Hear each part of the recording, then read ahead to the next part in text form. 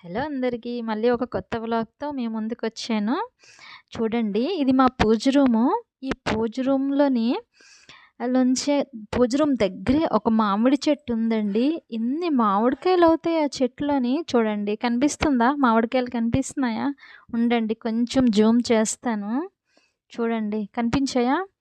ఇన్ని మామిడికాయలవుతాయండి ఇక్కడ. ఇదిగో మా పూజ రూమ్ ఇది.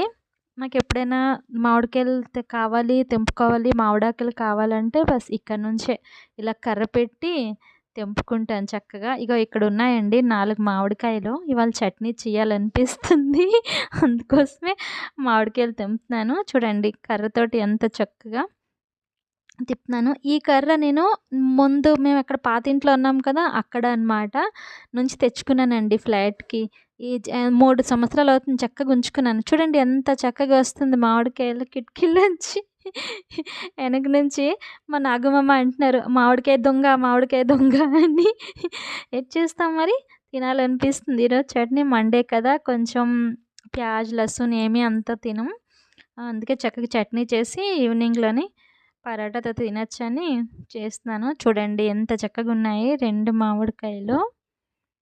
ఇప్పుడు దీనికి చట్నీ చేశాను.